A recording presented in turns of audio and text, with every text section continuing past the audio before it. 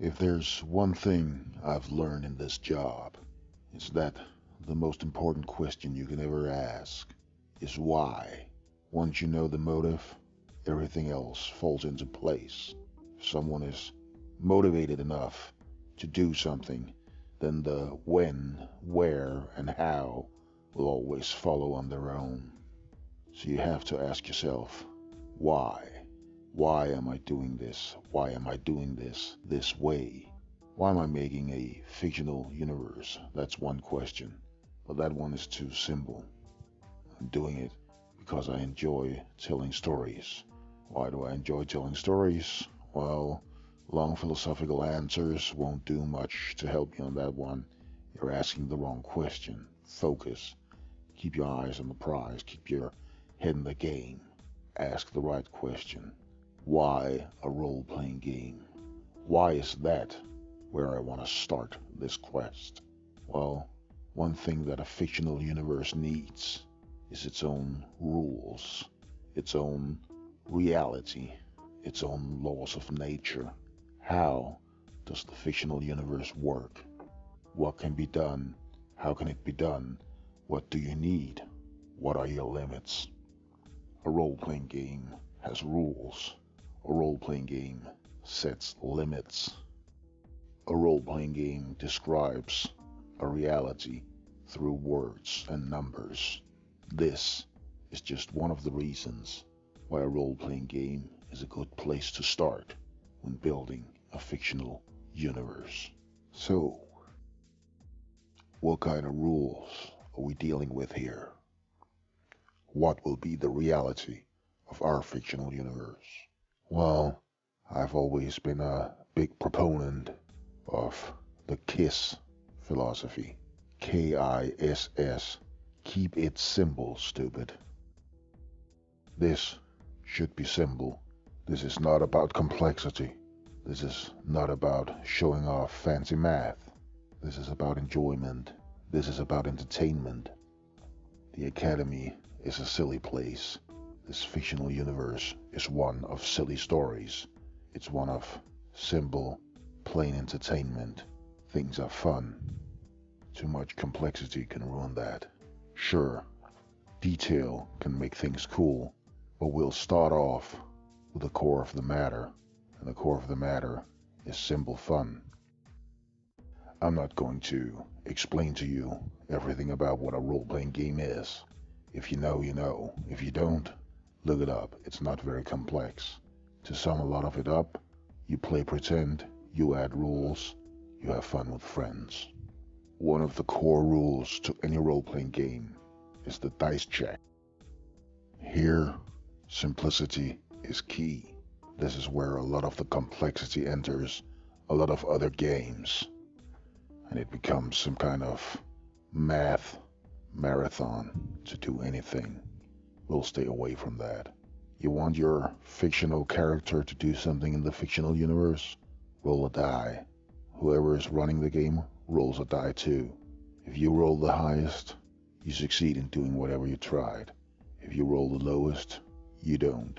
If it's a tie, well, that depends on what you're trying to do. Sometimes a tie means nothing really happens. Sometimes it means that two skulls clash hard. Everybody hurts. The heart of it is, you roll a die, they roll a die, whoever rolls the highest wins. Doesn't really matter what you're doing. If your fictional character in the game has picked a fight, you roll a die, whoever's running the game rolls a die for your opponent. If you roll the highest, you punch the other one out. If you roll the lowest, you go down. And if it's a tie, well, as I said, everybody hurts. Well, maybe I do need to put some words into what the game actually is or how it works. Again, it's play pretend. You pretend you exist as some kind of character inside the fictional universe, and someone pretends to be that universe and describes whatever happens around you. Usually they have fancy, authoritative names: Dungeon Master, game master, rule master, referee, something like that. We'll keep it food themed. Let's call it the host. The host is the one running the game. The guests each have a character in the fictional universe that they control, and those characters go on adventures. Character. Sounds banal. Let's call it a persona. Has a nice ring to it. Has a nice heft. So, what does a persona do for you? Well, in essence, your persona is a collection of interesting or useful character traits that get you through whatever story your persona is caught up in. Skills, talents, equipment, even things like personal issues and problems. So how do we do that? Well, in the end, it's all numbers. We'll keep it simple again. You have a number for any skill or talent or ability that you have. You get to add that number to the roll that you made with the die. So if you rolled a 5 on the die when trying to fight someone, and you have a number 3 in fighting, you add them up, you got 8. And of course, odds are that the other guy or gal or whatever also has a number to add. So you never know exactly what you're up against. How many numbers? How big numbers do you get? Well, could make it very simple and just say, here's 25, spread it out. You want 5 in fighting, 8 in cooking, well, that's 13 points burned off. But thinking about it, kinda seems like it's maybe even too simple. People will pump everything into one thing and be Johnny One-Hit Wonder. Someone only able to fight, nothing else. Someone only able to charm people, nothing else. Boring, flat, one-dimensional. We don't want that. So let's throw a little curveball into it. You want an ability, you throw a point at it, you get it at 1.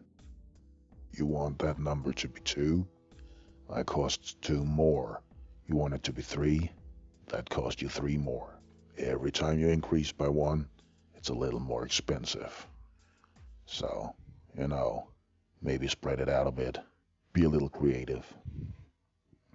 And that should give you a couple of numbers that you can use. But, of course, that poses the big question. What kind of things can you use? What kind of numbers can you have? What can you have numbers for? What can you have numbers in? This is where a lot of games go completely wild, with all kind of cryptic relationships between this and that weird label. This attribute means this and that for that skill and so on. Nah, keep it simple, stupid. We'll just have a small handful of things that you can spend your points on. So, fighting might not be a bad idea, but we definitely need to have cooking. Maybe just fitness for whatever it just takes. Some physical ability. Want to run far? Want to run fast? Want to lift something heavy? Congrats. Use fitness. Something for the smarts maybe too. Wits. Just summing things up. At this point, it's not about having a lot of weird things, weird specifics to deal with. For now, we're keeping it simple. I'll add a couple more, but not too many. For now, it's about the stories. Simplicity. You can have complexity later. You can add it on. You start out simple. You don't start running. You start walking, and then you speed up. So what does all this mean for creating a fictional universe? Well, it all comes back to that whole style thing, that whole genre thing. But it's not something that people usually think about. It's something I think about. You need an eye for detail. You need to focus on the fine print sometimes in this business. And that's exactly what this is about. Detail. The forgotten aspect of style. How detailed do you want it? People talk long about hard and soft systems of magic, hard and soft science, hard and soft this, hard and soft that. What do you have rules for? And what do you just more or less wing as the plot requires it? But it's all about detail. Doesn't matter how realistic your science or even how plausible your magic is. If you don't go into detail, it's still just words. So it's all about how detailed do you want it. Don't get me wrong, I love detail. I live for detail. But we're not there yet. We're not creating this big, humongous, complicated fictional universe. We're putting something together, something silly, something fun. So let's just start out with simplicity, shall we? Keep it small. Keep the details away. Let details be a matter of how you tell the story, not how you run the fictional universe. We can do that later, once we know what we're doing. For now, we have a basic set of rules. We have a basic reality. We have an idea about what our stories will focus on. We won't be going into difficult details about how machines work, what a magic spell does, how intricate social networks function. We do stuff, and we get on with it after that. You want to fight? Someone punches someone. It's not Bruce Lee. It's not Jackie Chan. It's not complicated martial arts. Some quick punches and then on with the story. Keep it tight. Keep it focused. Stay on target, eyes on the prize. That's what rules do. That's why a role-playing game is a good place to start when designing a fictional universe. You know what you're dealing with. You know how things work. Not just the nuts and bolts of it, but the spirit of it.